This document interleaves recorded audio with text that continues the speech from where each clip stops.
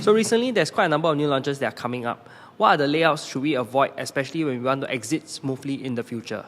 My name is Randall, and today I'll be sharing with you how to spot a unit that would actually be easily to exit in the future when we talk about resale and subsale. Before we get started, do help me like this video so you can encourage me to do more videos like this. Here are some things I'll be sharing with you today. Number 1, what are the layouts that people avoid in the resale and subsale market? Number 2, why layouts are super important, especially when we talk about exiting in the future. Number 3, what's the buyer psychology when they look at the units when we talk about the exit in the future in the resale and subsale market?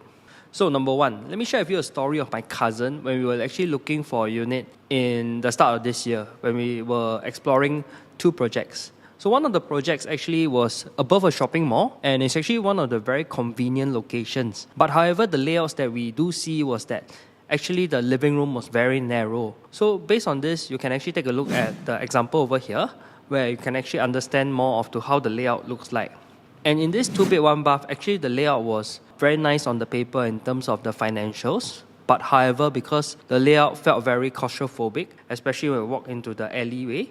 The second thing is that we actually take a look at another unit just opposite this project, and we actually found the layout that was much more efficient, where it's actually a 1-bedder, but the unit actually feels very much more spacious comparing to the 2-bed 1-bath over in the project above the shopping mall. So at the end of the day, my cousin chose the 1-bedder over in the project that actually felt more spacious, especially in the living room area. So actually one thing is very important as a buyer, right? You want to feel very comfortable when you actually enter the unit, because the first impression always counts. When we look at the future, when a buyer visualizes himself moving into a unit, they have to feel very comfortable before they can place an offer up to you. So this is actually very important, especially today in the new launch market, because developers do not show every unit in the show flats itself. And it's very clear that you need an advisor to actually look through the layouts to tell you whether or not these layouts make sense, and whether or not this will implicate your future resale or even subsale selling in the future. So this is something that I'd like to actually highlight, that we must be very careful, because choosing a property is very easy, but selling it could be very difficult. Okay, so on to point number 2. Why are layouts super important? So layouts are super important because the layouts makes a lot of crucial pointers, especially as a buyer. When we want to stay in the unit, we have to actually look at where the toilet is being placed at, or even where's the kitchen being placed at, because we don't want to be having the unit, right, that you actually look at it and it feels very uncomfortable to stay inside. To someone, it could be an investment, but end of the day, we want to sell to someone that wants to buy as a own stay as well. So all these things matters in terms of the layouts. So for example, in recent projects, right, we do see a lot of dumbbell layouts where the developers actually have 2 rooms at the 2 sides, and that's actually very well efficient use of space, but some buyers do not like it. So if we talk about this, right, we need to understand whether or not the layouts will suit a certain buyer profile, because for a lot of people, they prefer privacy. So all these things is about understanding the location and whether or not the demand will come in the future in terms of whether or not they like this layout. So for example, in a location that is very near to the outskirts, we actually do see a lot of people wanting to buy layouts that are more family oriented. For example, a 3-bedder layout or even a 4-bedder layout, because especially a lot of people are buying into the location because of future schools or future planning in terms of their children, and they do not want to move out of the location. So these kind of locations tend to have a lot of family demand. So when we enter such a unit, we can actually sell to them in the future, because during the stage of key collection, most of them wanted to move into it right away. And I saw this when I did Riverfront.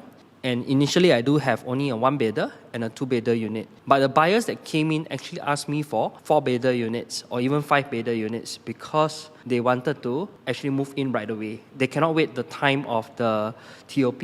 And as a buyer today, if you buy from a new launch, you actually can exit in the future to taper to this demand. Okay, so let's take a break right now. And do leave any comments you have in the comment section below on to which layout you feel actually makes a lot of sense as a buyer if you buy for own stay. And without further ado, let's go to point number 3. Point number 3, buyers' psychology when they choose a unit in the resale market or even subsale market.